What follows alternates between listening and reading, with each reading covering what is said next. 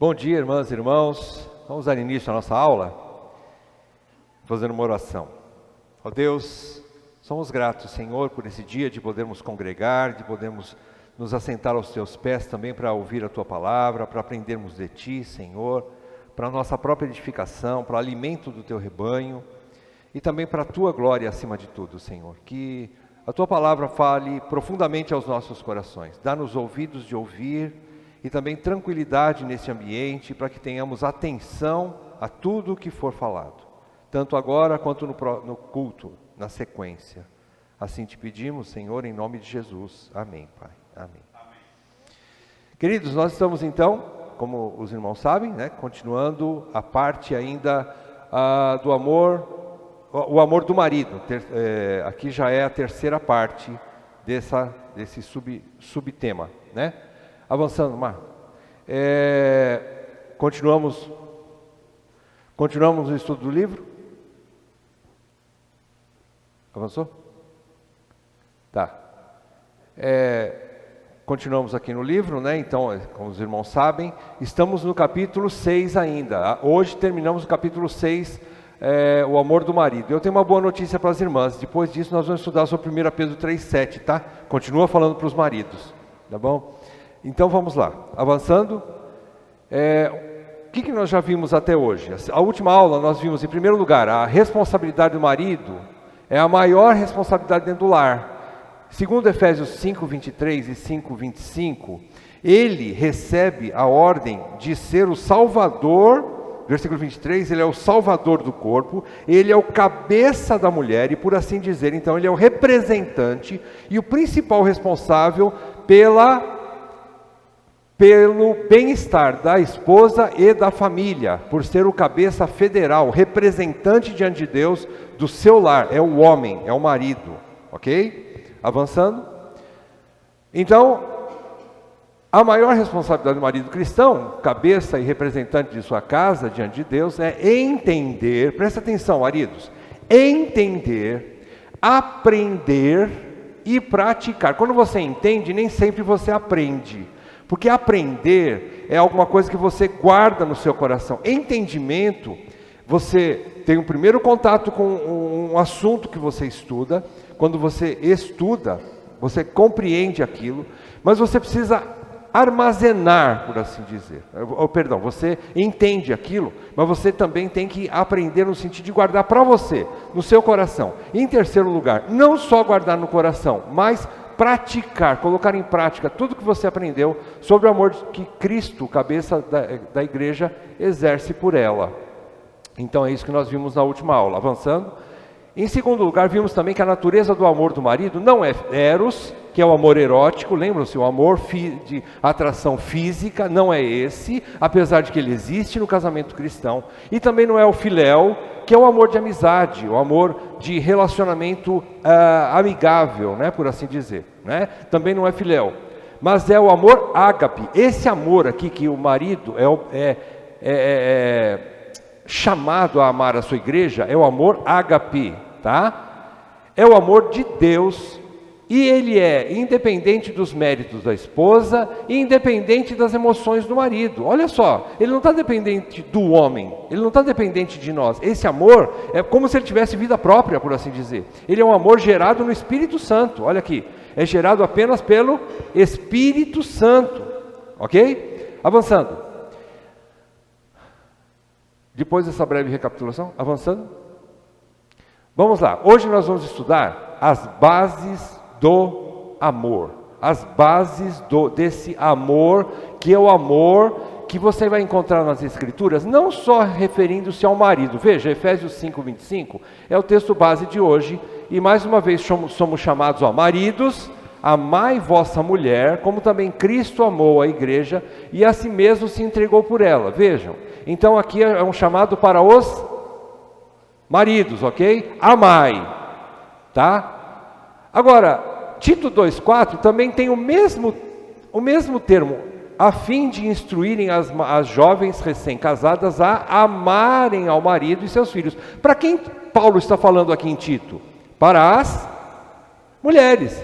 Então, da mesma forma, veja bem, as mesmas bases, a mesma fundamentação desse amor ágape que o marido deve ter pela esposa, a esposa também deve ter pelo marido, e toda a esfera de amor cristão está baseado nisso aqui, que eu vou falar agora. É lógico que vai ser focado no casamento, ok? Mas a gente pode ter a estrutura desse amor aqui. Então, você percebe aqui em Tito 2,4 que quanto às mulheres, versículo anterior, quanto às mulheres idosas. Então aqui ele está falando somente para as mulheres em Tito. Mas eu peguei os dois para que tanto homens e mulheres possam aprender sobre o amor ágape, tá bom?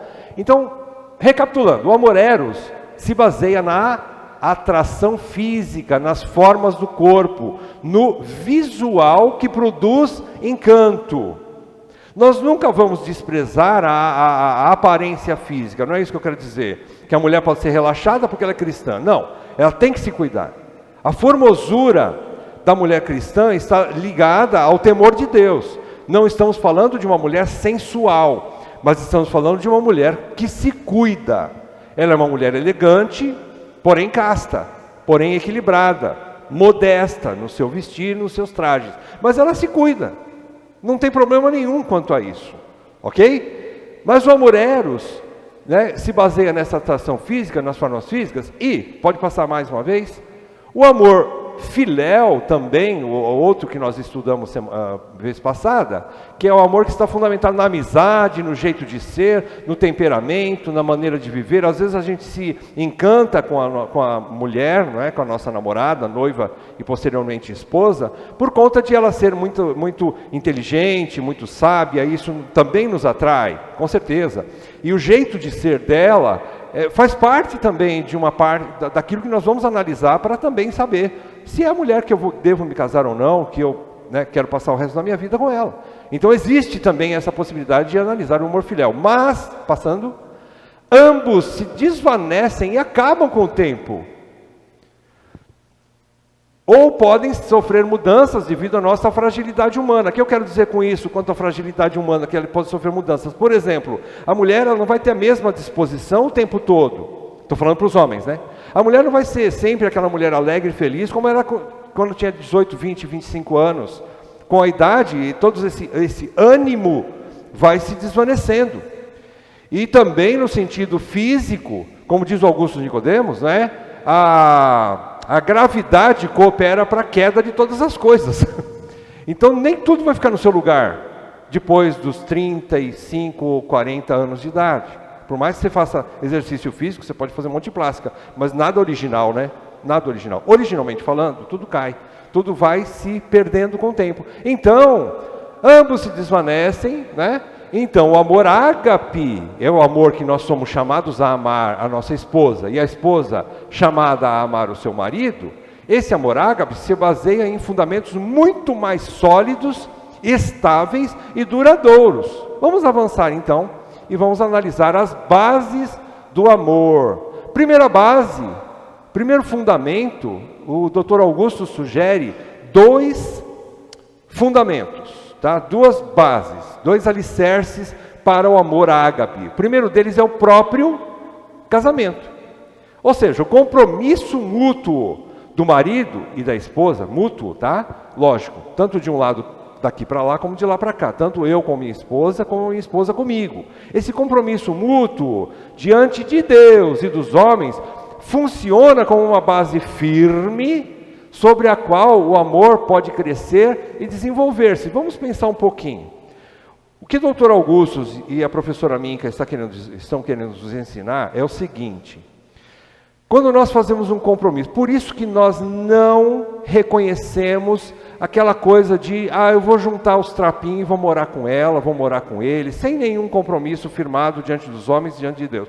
Isso não existe. Isso não é casamento, isso não é compromisso. Se um cara, presta atenção moças, se um camarada quer assumir você, quer tirar você da casa dos pais, separar você dos seus pais para conviver com você, primeiro ele tem que ter estrutura para cuidar de você. Ele tem que ter dinheiro para sustentar você. Ele precisa ter essa responsabilidade diante de Deus e diante dos homens. E em segundo lugar, ele precisa assumir, nem que ele não tenha condições de fazer uma festa de casamento. Não tem problema, quanto a isso não tem problema. Mas ele precisa, primeiro, casar-se oficialmente diante do governo, do governo civil. Se ele não quer fazer isso, que segurança você tem, minha querida? O cara está com medo do quê? Qual é o problema aí? Ele já está pensando, segunda opção é, amanhã ou depois eu separo dela. Eu não quero esse compromisso. Ele já deixa duvidoso, então, mulher, não se case com alguém que tenha essa dúvida. Já estou deixando bem claro aqui uma coisa que vai falar no final. Mas tudo bem. Então, o compromisso mútuo é o que estabiliza, ou que dá um alicerce para o casamento, uma base firme sobre a qual o amor pode crescer e desenvolver-se.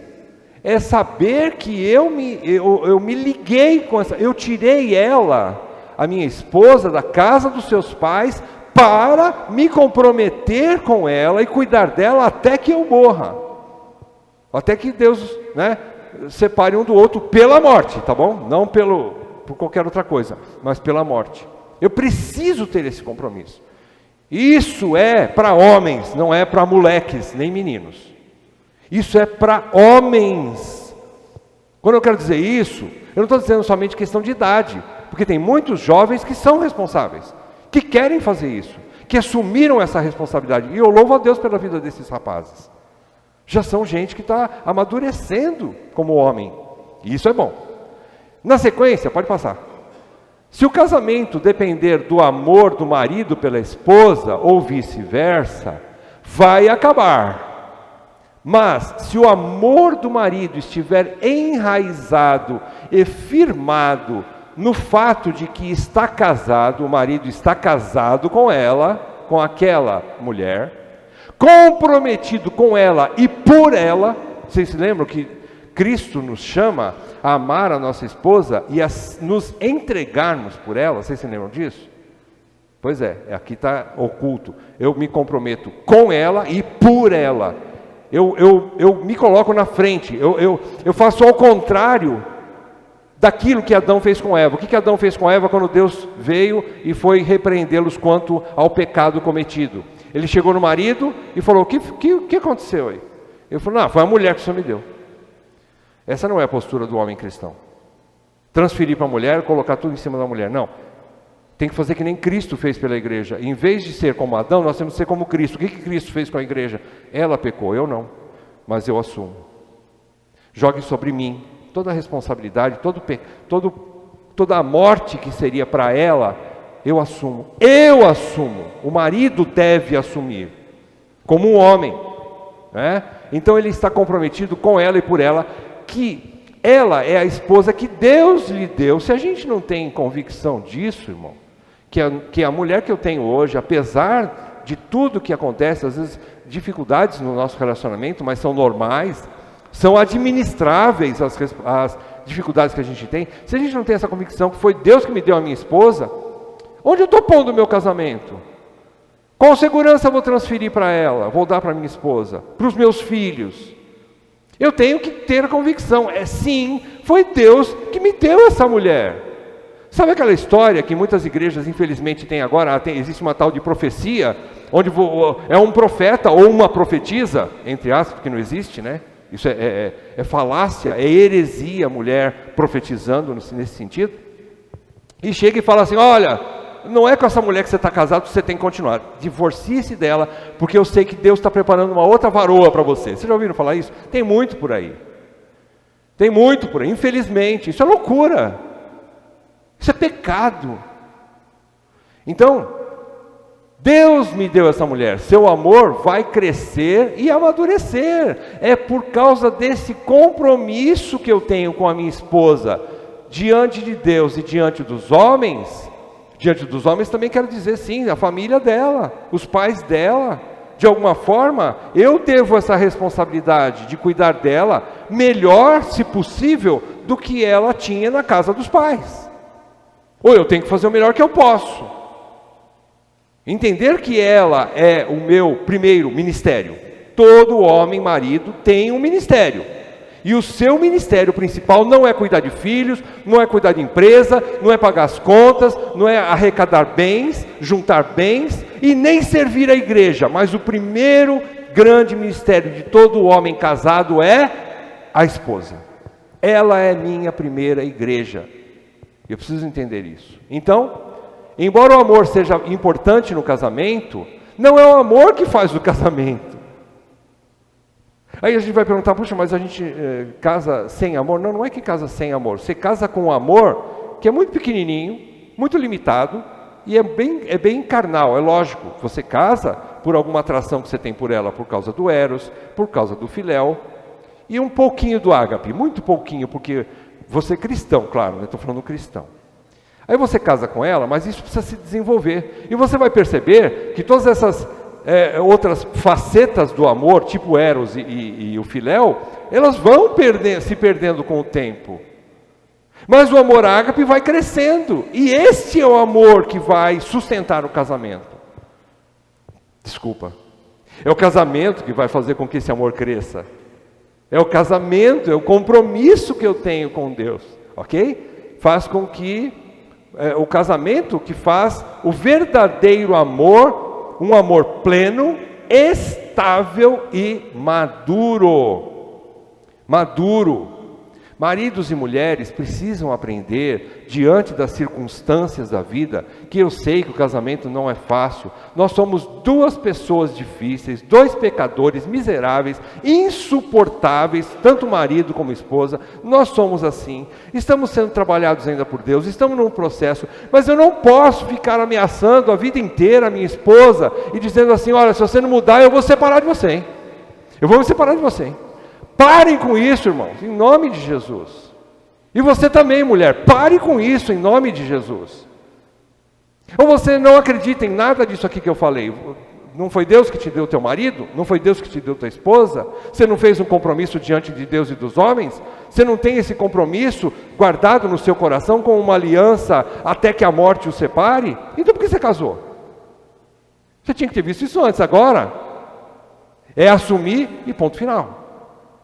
E buscar de Deus, porque é possível. Não diga, eu não consigo. Diga assim, eu não quero melhorar. Eu não quero amadurecer. Porque Deus está envolvido nisso. E se Deus está envolvido nisso, não tem para ninguém. O amor ágape vai surgir no casamento. Faça um desafio consigo mesmo. Ou consigo mesma. Tá? Então, tá, avançando, essa é a primeira base, é o próprio casamento. Segunda base, há um mandamento.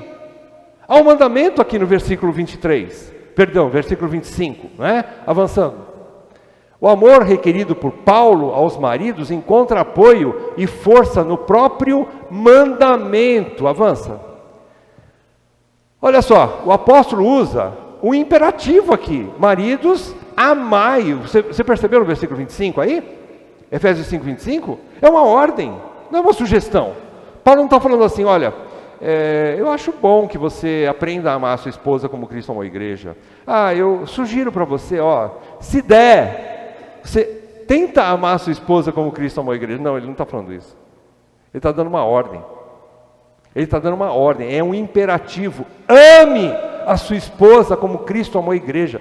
Então, amar a esposa não é uma opção para o marido, mas é uma ordem divina.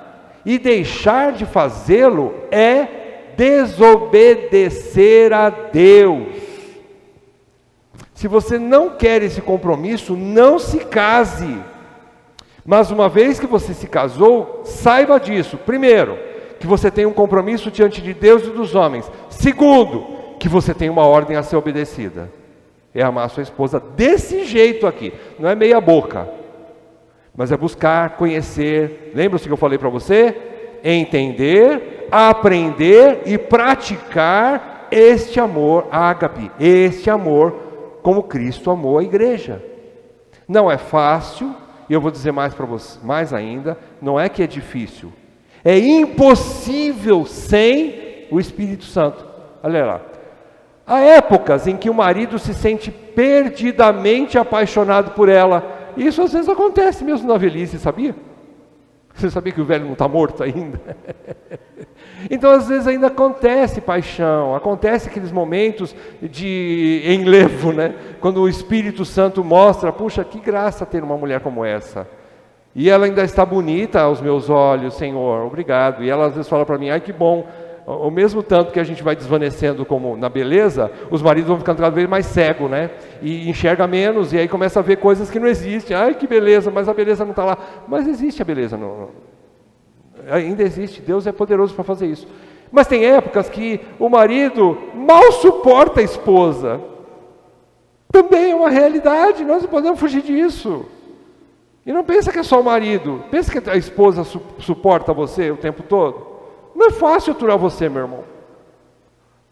Nós somos insuportáveis, como John Piper diz, né?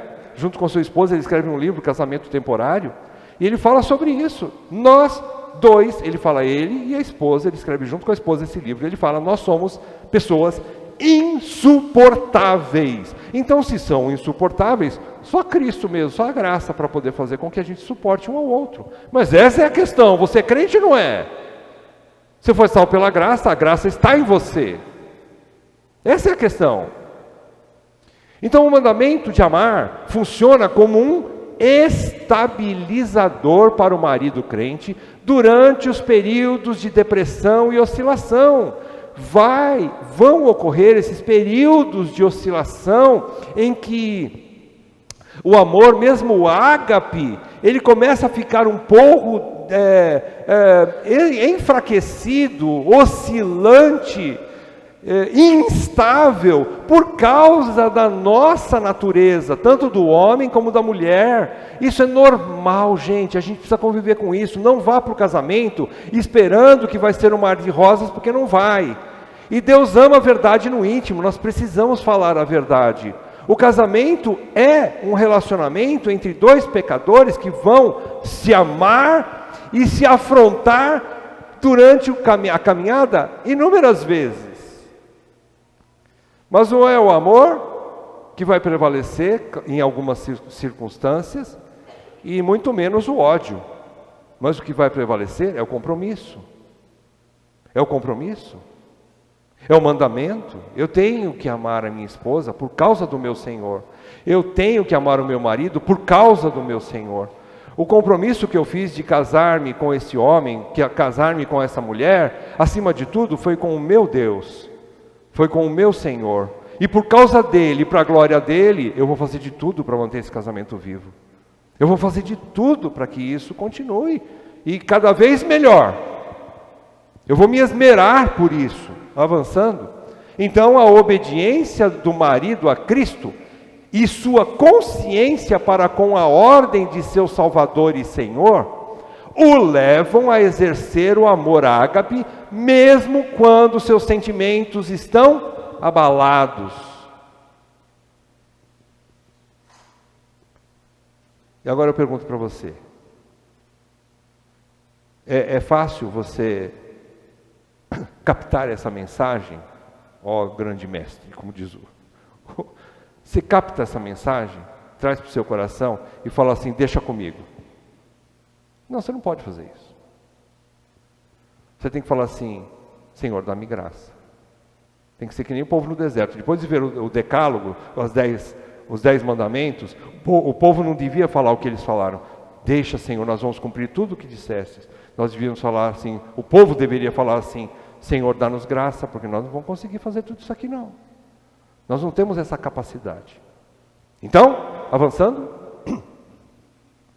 algumas orientações para o marido. Primeiro, tomar uma atitude sincera de quebrantamento e arrependimento. O primeiro ponto é entender, você não consegue sozinho. E mais do que isso, não é só não conseguir sozinho, é entender que você já vem fazendo tudo errado já. Você já tem falhas aí nessa caminhada. Por exemplo, precisamos abandonar a amargura, a aspereza e críticas demasiadas feitas às nossas esposas. Nós precisamos abandonar isso. De uma vez por todas, é fazer um compromisso diante de Deus. Quebrantamento e arrependimento é isso. Você não precisa pôr no jornal, Você não precisa avisar ninguém que você está arrependido, que você quer mudar. Não, mude. É entre você e Deus, não precisa fazer propaganda. Chega diante de Deus e diz assim: Senhor, é hoje, e eu vou mudar. Senhor, eu quero mudar. Senhor, eu não consigo, mas eu quero. Me dá graça, Senhor, é hoje, eu vou parar com isso. Eu vou parar de fazer essas coisas para mim com a minha esposa. Precisamos, por exemplo, outra sugestão do Dr. Augustus, né? Precisamos nos arrepender de tratarmos com insensibilidade as necessidades delas. Irmãos, quantos homens aqui chegam em casa, vê a mulher moída e não tem coragem de lavar um copo, por exemplo? Estou falando das coisas mais elementares da vida, né? Não tem coragem de enfrentar uma pia, principalmente nessa época de frio. Nem no calor faz isso, né? Isso é ser macho, tolo. Não é ser maduro. Não é ser homem. Não é ser a expressão de Cristo. Limpar um quintal, ajudar a estender uma roupa, enfim, existem inúmeras coisas. E não precisa esperar ela pedir, porque às vezes ela não vai pedir. Disponha-se a isso. Coloque-se à disposição. Meu bem, o que eu posso fazer para te ajudar? E não somente nas horas difíceis. Em outras circunstâncias nós somos muito insensíveis, irmãos. O homem não tem a mesma sensibilidade da esposa. Só que a esposa precisa que nós sejamos mais sensíveis do que normalmente nós somos. Então, como resolver a questão? Novamente, dependendo de Deus, se quebrantar, se arrepender. Outra sugestão: precisamos nos arrepender da falta de comunicação ou das explosões de ira, de irritação, de egoísmo, das ironias para com as nossas esposas. Em algumas coisas aqui nós nos encaixamos. Além da insensibilidade masculina, nós temos tudo isso aqui. Nós somos egoístas, irmãos. Por exemplo, às vezes a gente não pode esperar para consertar um carro. Nós não podemos. Mas ela pode esperar, às vezes, para comprar alguma coisa que ela tanto está esperando. Ela pode esperar. Eu não. Existem inúmeras coisas aqui que a gente encaixa aqui, queridos. Nós não vamos poder aqui abrir o leque, mas você sabe muito bem o que eu estou falando. Guarde o princípio. O princípio é esse aqui, né? É tratar com irritabilidade, com irritação, né? Com ironias. Às vezes a pessoa não é irritada, mas ela é irônica. Irmãos, eu preciso vencer isso. A minha vida, às vezes, de ser, como até a própria Val às vezes falava, né? Esse é o meu palhacinho preferido, né? É verdade, a gente às vezes é engraçado, mas eu não posso tratar a vida com esse tipo de graça. Sabe aquele pastor cheio de graça? Isso não funciona para nós, irmãos. Nós temos que ser sérios. Nós temos que ter um mínimo de seriedade e não levar as coisas. Às vezes ela está sofrendo por uma situação e eu estou aqui brincando com aquela situação. Isso irrita a minha esposa. Isso acaba com ela. Eu sou o primeiro que precisa assumir isso, irmãos. Eu estou com vocês no mesmo barco, mas eu quero mudar. Eu quero avançar, eu preciso avançar. Tira um pouquinho os dois. É isso. O que mais? Sem arrependimento, então, não vamos progredir. Nós não adianta, não vai progredir, tá bom? Põe isso no seu coração. Não é pegar regras. Irmão, tem gente que gosta de ter o pastor a tiracolo, né? Pastor, vai lá em casa me orientar, como é que eu faço para lidar com a esposa? A gente vai lá, passa as mesmas coisas, 10, 20 anos aí, ministrando e tal, aí anota todas aquelas coisas lá, tá bom. Aí passa mais uns 2, 3 anos, não avançou nada. Por que não avançou? Porque não veio de dentro para fora. Todo mundo quer regras. Primeiro passo, faz isso. Segundo passo, faz aquilo. Terceiro passo, sabe aquela coisinha de 10 regrinhas para fazer o casamento feliz? Não existe. Cada casal é uma peculiaridade, poderíamos dizer, é um sistema fechado de Deus. O meu casamento não é igual ao seu. Nós temos algumas situações em que eu estou passando com a Val lá em casa, mas que talvez você nunca vai passar na tua casa, mas o princípio é começa no coração, começa de dentro, é o meu compromisso com Deus e com os homens, que precisa fazer com que eu mude como homem. Não adianta querer chamar toda hora lá, o pastor, vem orar por mim aqui. Você ora, fala, ensina, e não muda nunca. Por quê? Porque não começou no coração. Esse relacionamento íntimo da pessoa com Deus. Eu preciso de Cristo. Eu não posso ter meu pastor o tempo todo me orientando. Aliás, eu já sei tudo o que eu preciso fazer, eu só não faço porque eu sou duro de coração. Então, Senhor, quebra a minha dura cerviz. Muda o meu coração, tira esse coração de pedra, me dê um coração de carne.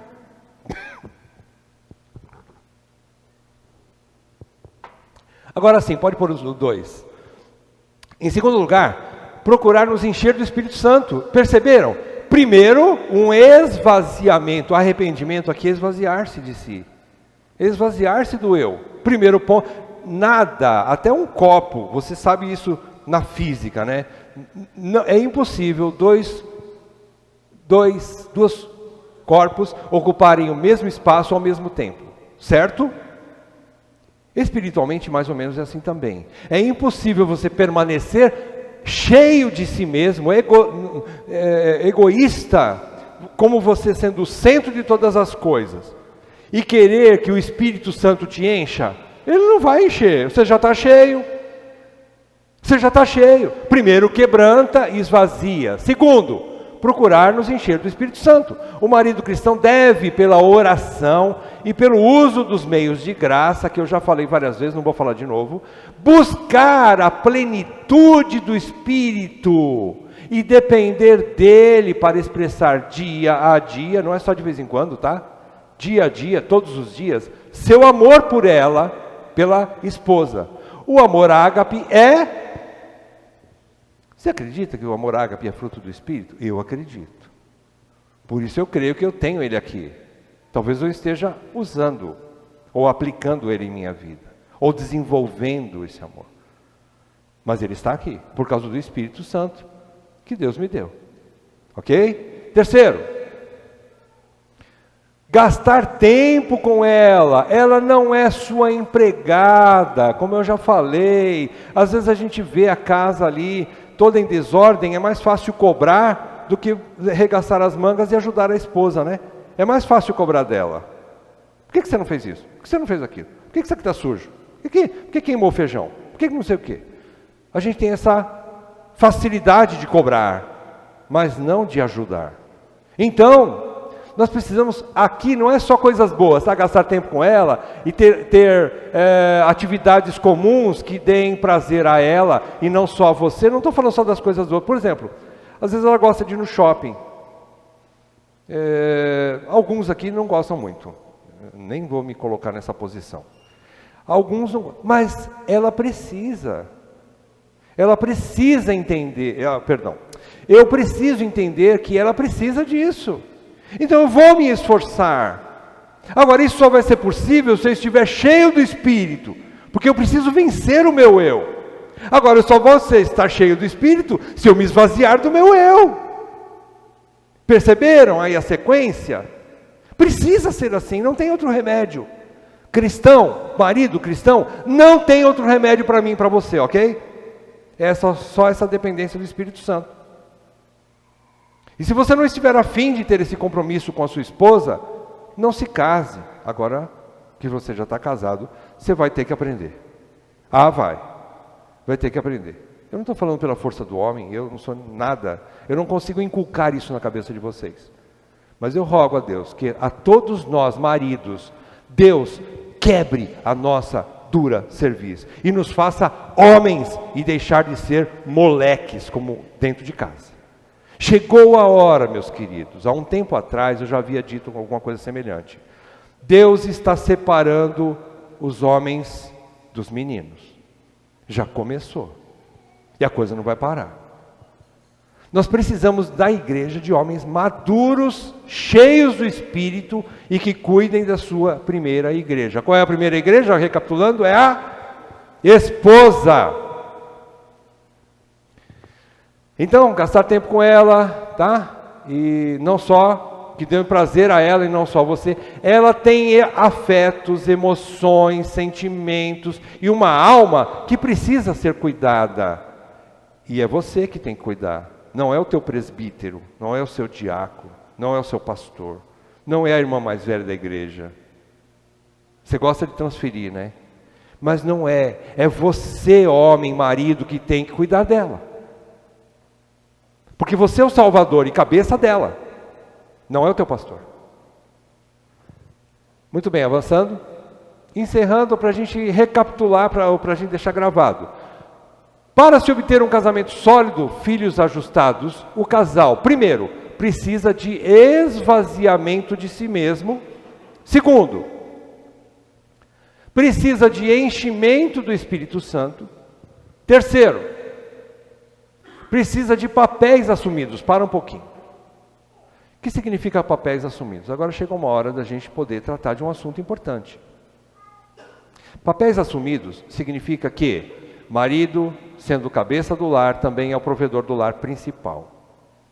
Qual é a missão então da esposa? Vamos trazer a luz aqui. A missão da esposa primeira é cuidar da sua casa, amar o seu marido e os seus filhos. Por algum motivo, a família precisa de algum auxílio financeiro. A esposa pode trabalhar fora, que me questionaram, né? Se isso é pecado ou não. Não, não é pecado. Não é pecado. Mas faça a conta simples e matemática. A mulher que trabalha fora vai ter menos tempo para cuidar da casa, para se focar no ministério de cuidar do marido, porque ela é pastora do seu marido, e de cuidar dos seus filhos. Ok? Você concorda comigo ou não? Ou você tem uma mágica aí de fazer com que seu dia tenha 30 horas? Consequentemente, vai ficar um pouco mais complicado para cuidar da casa, não é mesmo? É simples a conta, irmãos. Porém, eu quero dar um testemunho aqui, que eu passei, eu aprendi, vivendo aqui nessa comunidade. Primeiro, eu vi uma família, acompanhei, já não estão conosco nem esse marido e essa esposa, mas é uma família muito querida, porém, o marido cuidou da família, a esposa não trabalhava fora, mas o tempo de qualidade dessa esposa para ministrar a família e cuidar do marido foi duvidoso. E hoje os 3 filhos estão fora da igreja, mesmo tendo a mãe em casa o tempo todo. Segundo testemunho, segunda família, teve uma irmã, já falecida também, que cuidou, apesar da separação, o marido abandonou, e ela teve que encarar, suprir a família. Só que ela soube administrar o seu tempo e dar tempo de qualidade para cuidar dos seus 2 filhos, meninos, que chegaram a ser presbíteros de igreja.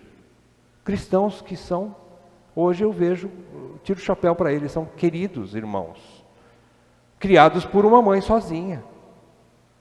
Então existe, Deus faz milagres, né? É possível ter isso, é possível. Mas, via de regra, é marido que precisa suprir a família. Se não houver necessidade de que a mulher trabalhe fora, o melhor é que ela cuide da sua casa, porque este é o ministério dela. Você foi chamada e vai ser cobrada por Deus de cuidar ou não da sua casa. Como é que está a tua casa? Queridos, eu aprecio quando pessoas querem ensinar as mais novas, por exemplo, limpar a casa.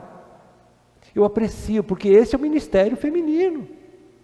Limpar bem uma casa, fazer uma boa comida, lavar roupa direitinho.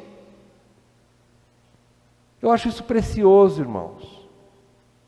E muito mais bíblico do que ensinar, por exemplo, as mulheres a serem administradoras de empresa. Não é pecado, tá? Eu estou dizendo que é melhor. Tem coisas que são boas, mas tem coisas que são melhores. Eu estou ensinando que são melhores. Ensine as mais novas a serem boas donas de casa, a amarem seus maridos e seus filhos. Eu estou falando o que a Bíblia fala. E ninguém pode questionar isso. Então, a gente precisa entender que papéis assumidos é isso. A gente precisa compreender. Se a mulher não tem tempo de cuidar da sua casa, dos seus filhos, pare de trabalhar fora, foca no que é importante, vital para o bem da sua família, ainda que baixe o padrão. É duro ouvir isso? Eu sei que é. Mas eu preciso falar isso para vocês. Deus não está interessado em que seus filhos tenham herança aí imóveis para lá e para cá, muitos bens materiais. Deus quer que seus filhos sejam estáveis, que eles convivam bem com as outras pessoas, que eles sejam testemunho de Cristo no meio de uma sociedade que está cada vez pior. Como é que seu filho vai ter estrutura para enfrentar uma sociedade com todas essas ideologias de gênero que tem por aí? Se você não dá estrutura para ele, estou falando para todos, né? Pai e mãe. Não estou falando só para a mãe. Mas a mãe é a que convive mais com o filho e precisa entender isso.